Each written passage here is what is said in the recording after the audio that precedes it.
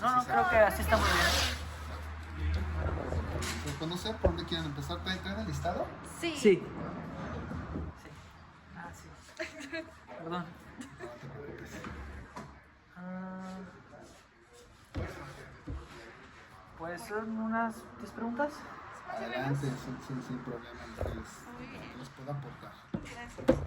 Pues primero, ¿cuál ha sido tu mejor experiencia dedicándote al medio? Ok. Bueno, yo tengo ya 20 años de experiencia en el medio, entonces ya he rodado por varias empresas de logística. Entonces, en realidad creo que los retos, el aprendizaje siempre es muy amplio. No podemos decir que ya vimos todo, cuando hay muchas exigencias particulares, ¿no? La primera pregunta, ¿cómo dices que fue? ¿Cuál ha sido su mejor experiencia? Mi mejor experiencia, yo te puedo decir que ha sido la amplitud de conocimiento que logras en este tipo de compañías. ¿Por qué? Porque no solamente manejas calzado, manejas pieles, manejas zapatos, bolsas, refacciones, acero.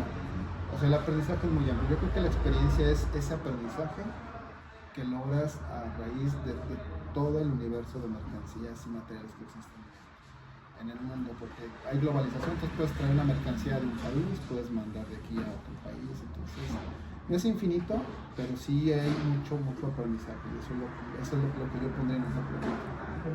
Muchas gracias. ¿Y la peor? ¿Puede molestar? La peor. En el aprendizaje que vas llevando, algo muy importante es la prevención. Si un embarque no está planeado o no tiene la mayor planeación posible, porque también hay urgencias, entonces cuando hay urgencias, pues la planeación muchas veces queda un poquito de lado, porque pues tienes que atender la urgencia, o sea, dicen que la urgencia se atiende como tal. Entonces, la peor experiencia ha sido que algo no salga dentro de tu planeación y que te genere un costo extra. Y sobre todo que genera una molestia para tu cliente final. Eso es lo que tú puedes tener como la peor experiencia que se da en ese tipo de negocios. Porque como es un servicio, como es muy sensible lo que manejas. Porque lo que vendes es información, lo que vendes es puntualidad, lo que vendes es confianza, lo que vendes es certidumbre. Entonces, esa parte ya no la recuperas cuando algo sucede. Entonces, esas podría yo ponerlo como algo no gratificante que sucede en este negocio que no sucede. Y bueno, ya que tocaste el tema de la coordinación y pues la puntualidad, ¿cómo manejan ustedes la coordinación entre las diferentes partes involucradas dentro de lo que cabe en un envío? Son varias áreas involucradas, desde, por ejemplo, el área de ventas internacionales, que se ve desde el punto de vista del cliente. Después viene la parte del cliente, igual que es finanzas, facturación, que en primera instancia almacén tiene que estar como bien embalada para el efecto de que nos entreguen bien la mercancía, porque hay unos procesos que tenemos que hacer previos a una exportación o una importación que después ya nos trasladan, ¿no? Entonces, no solamente es el envío de la caja, o sea, la caja yo la puedo recibir aquí, o sea, como ustedes pueden ver, recibimos cajas, Sí. pero eso no solamente es decir, ya entregué la caja o el producto, ya me desentiendo, no, vienen más subprocesos que hay que hacer. El primero es, por ejemplo, dar de alta en el área legal a la empresa.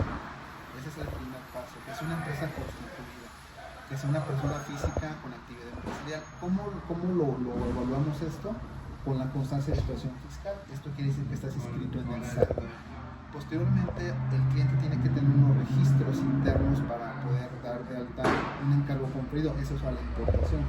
Eso como primer paso dentro de un resumen, porque hay todavía más subprocesos y más cosas que hacer, ¿no? Entonces, internamente es el primer paso, que la empresa se dé de alta con nosotros, la empresa importadora y exportadora.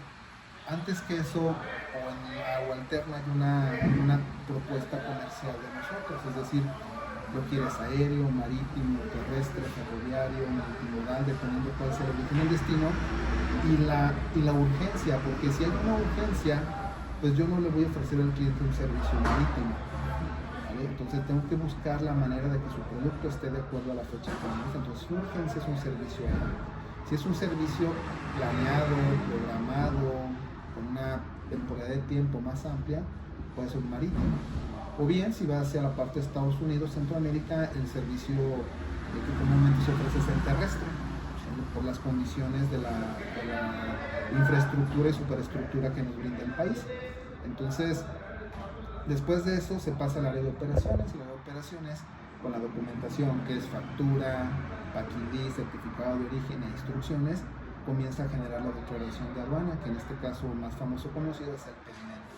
Y una vez generado el pedimento, pues se pagan los impuestos o los derechos y se manda a procesar a la aduana. Entonces, toda esa interacción, pues bueno, tiene que tener una comunicación muy certera. Pero el punto clave de esta coordinación, de esto que me acaban de preguntar, son las instrucciones. Si tú no tienes unas instrucciones claras, difícilmente vas a poder llevar un embarque de una manera clara, porque obviamente yo supuse que querías que le pusiera fleje, yo supuse que querías que lo dejara aquí. Eso no existe aquí, y si algún día caes en eso, tu margen de error es muy alto, porque aquí el tiempo cuesta. Porque tienes 7 días libres de almacenaje, cada día de almacenaje te cuesta una cantidad. Entonces yo pondría como todos esos satélites alrededor de la carta de instrucciones. Si hay claridad de la carta de instrucciones, la coordinación de todo eso que te acabo de describir tiene que ser muy importante. Muchas gracias. ¿Y como en qué situaciones se convierten en un intermediario entre el cliente y otras empresas de logística? Otra vez tu pregunta. ¿En qué situaciones se convierten en un intermediario entre el cliente y otras empresas de logística? Un intermediario. Yo responderé a esta pregunta. La necesidad de las empresas importadoras y exportadoras, sobre todo las empresas en crecimiento, que empiezan a expandir sus mercados, a exportar, tiene la necesidad de conocer y aprender cómo es el desempeño de este servicio. Entonces nosotros es donde fungimos como ese intermediario, ¿no? En información, asesoría, en construcción del precio de exportación, por ejemplo, con el dichoso tema de los Incoterms.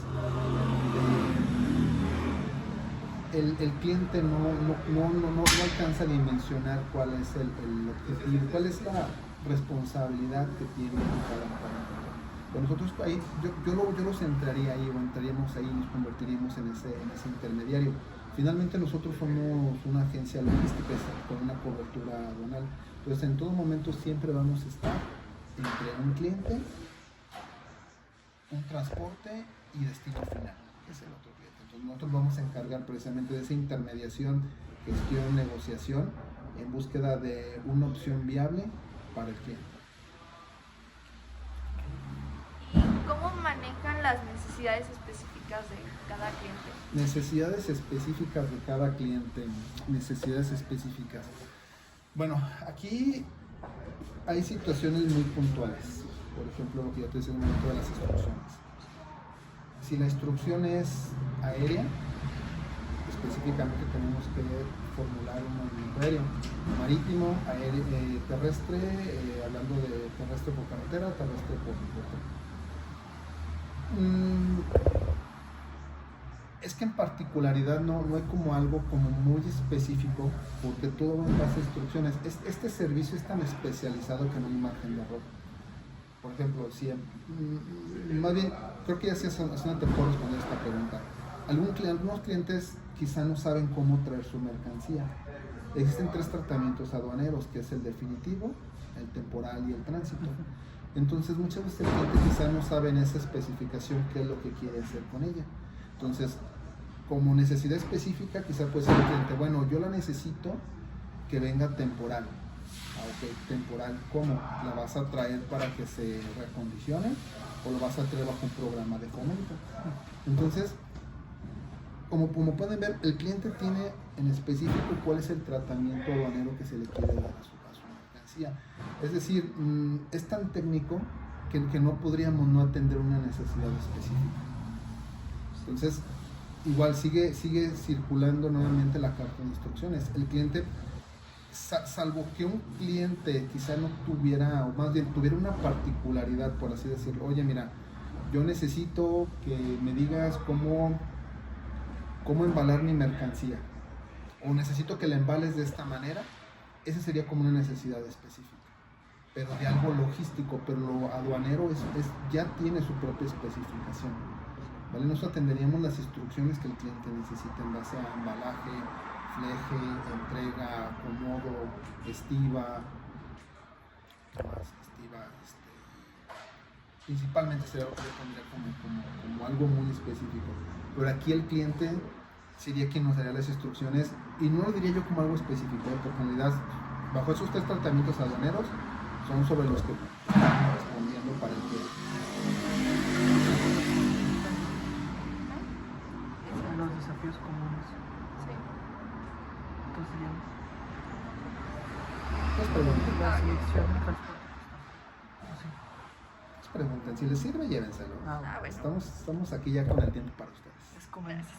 tenemos que preguntarse cuáles son los desafíos más comunes que enfrentan al organizar el transporte de mercancías, pero me imagino que es como lo comenta, ¿no? Desafíos, pues mira, unos desafíos que creo que ustedes lo acaban de ver. Cargar cajas. Sí. Lo común es pallets. Sin embargo, pues bueno, ese es un tema de que si yo lo mando en pallets al cliente le cuesta más. ¿Por qué? Porque ocupa más espacio. Sí. Entonces las cajas, por ejemplo, el calzado tiene esa particularidad del sombrero que van en cajas. Y es como son hasta cierto punto ligeros, no ocupan tanto peso, pero sí espacio. Entonces si tú lo pones en un pallet, te le estás quitando para empezar, pues quizá una ceja de la caja. Pues pudieras acomodar en la caja trailer una caja, pues si quieres atravesada o bloqueada, ¿no? Entonces ese sería uno de los desafíos, ¿no? Que el tema de la particularidad de cada producto y saber cuáles son las especificaciones. Por ejemplo, una caja trailer o un contenedor de barco llegan a tener hasta 60 grados centígrados en su interior. Entonces el producto ya tiene cierta humedad. Muchas veces inclusive los transportes llegan con humedad, pero por la propia humedad del producto, no tanto porque la caja haya tenido una deficiencia en su estructura, sino que la misma, o sea, nos ha llegado calzado que se vulcaniza en el camino con el calor, o sea, se hace chicharrón, eso quiere decir vulcanizado, o sea, o llega despegado, porque muchas veces en las empresas están trabajando con el vapor, que entregan el calzado todavía, pues literal, o sea, a cierto punto fresco, y con el calor se desprende la suela. Pero eso ya no es un tema de nosotros, o sea, nosotros tratamos de cuidar como toda esta parte de mejor transporte, el costo, pero nosotros no sabemos las características del producto, ¿no? Entonces, esos son algunos desafíos que más bien nosotros se los trasladamos a los clientes, ¿no? Porque los únicos que conocen el producto son ellos. Nosotros solamente lo transportamos, lo gestionamos, y si algún cliente quiere alguna sugerencia de nosotros, porque es muy amplio el conocimiento, ¿no?, de muchos productos, le podemos ayudar con una sugerencia dentro de nuestra experiencia. Pero también si hay algo que se escapa en nuestras manos, también decimos hasta aquí llega nuestra información. ¿Y cómo seleccionan sus contactos de transporte? Nosotros tenemos ya un listado, ¿no?, para poderlos elegir. ¿En qué sentido? Obviamente tiene que tener negocio satelital, tiene que tener procedimientos de seguridad, tiene que tener certificaciones, tiene que tener bitácoras de inspecciones, tiene que tener bitácoras de mantenimiento y tiene que contar con seguros de sus unidades. Y obviamente pues sus operadores tienen que tener también licencias de conducir. Algo que también no lo hacemos como tal porque la empresa lo tiene ya como su bitácora, como los antidoping. La misma empresa les hace antidoping a los operadores para poder llevar una bitácora de que no se estén empastillando o estén haciendo algo al respecto, ¿no? Y obviamente pues bueno, las tarifas pues tratamos que estén dentro del mercado. Pero bueno, primero cuidamos todo esto. Si la empresa de transporte cumple con estas especificaciones, puede ser un prospecto, que después, ya como segundo tercer plano, en la tarifa. Nosotros no ponemos primero la tarifa y después las medidas de seguridad, sino que primero las medidas de seguridad, después volteamos a ver la tarifa, ¿no? porque obviamente si llegamos a tener algún siniestro y no estamos con información, pues el seguro puede volcarse contra nosotros. Entonces tenemos esos lineamientos para ser un transportista. Eso en cuanto a un servicio terrestre. En cuanto a un aéreo, es un poquito o un tanto más complicado porque una aerolínea pues ya están establecidas. Entonces las aerolíneas no te ofrecen como una apertura para que veas sus protocolos de seguridad. Aquí lo que nosotros tomamos, porque ya están certificadas ante IATA. IATA es el máximo organismo que regula el tráfico aéreo a través de la ICAO. La ICAO proviene de la ONU, entonces ellos son los que determinan las medidas de seguridad de las líneas aéreas. En las marítimas igual están hechas y construidas a través de la Asociación Internacional Marítima. Igual ya tienen sus rutas, sus asociaciones marítimas, sus conferencias. Entonces tampoco tenemos mucho acceso a eso. Lo único que podemos hacer ahí es ver sus mejores tiempos de tránsito, sus transbordos y pues bueno, obviamente pues una tarifa accesible, ¿no? Entonces, pero a las navieras y las aerolíneas no se les hace como tal una inspección como se las acabo de describir como en las partes terrestres. ¿Y cómo gestiona la expectativa de los clientes en cuestión de plazos de entrega y sus costos? Ok, la respuesta va en función de la urgencia. Obviamente si nosotros el cliente tiene una urgencia, el servicio más caro sería un servicio aéreo. El servicio más noble siempre va a ser el marítimo y el terrestre. Entonces nosotros lo que hacemos es una logística inversa. ¿En qué sentido? Okay, cliente, ¿tú cuándo tienes que estar en destino dentro de esa sugerencia? No sé, tengo que estar el 30 de abril. Ok, si existe una infraestructura para llegar, llegamos. ¿En qué sentido? ¿Hay carretera? Ok, podemos darle una opción terrestre. Si no hay carretera, solamente nos quedan dos opciones, que es la marítima y la aérea. Pues en base a eso, esa logística inversa, si tiene que estar una temporalidad en donde un servicio marítimo pueda llegar, se lo ofrecemos, obviamente con el riesgo conjunto que el cliente diga, sí acepto. O sabes que no me quiero arriesgar porque es una feria, es una entrega con una penalización, entonces lo mando a él. Entonces nosotros vamos en función que el tiempo del cliente nos diga. Y también su presupuesto, porque si dice, bueno, si el servicio aéreo me sale en $10,000 y el servicio marítimo me sale en $500, bueno, pues el cliente ya tendrá que ponderar su costo de urgencia. Y el cliente va a tener ya pues, que tomar también la parte del riesgo que le toca. O sea, el riesgo es nuestro al ofertar el servicio, pero también es compartido con el quien toma la decisión, porque en un caso que no esté en nuestro alcance, pues el cliente podría trasladar a nosotros, oye, es que tú me dijiste que el servicio era más rápido, que el marítimo no pasaba esto. Entonces, aquí suceden muchas cosas y muchos imponderables, no que no estén a tu alcance el controlar, pero que pueden suceder. ¿No? Una tormenta, un terremoto, una huelga,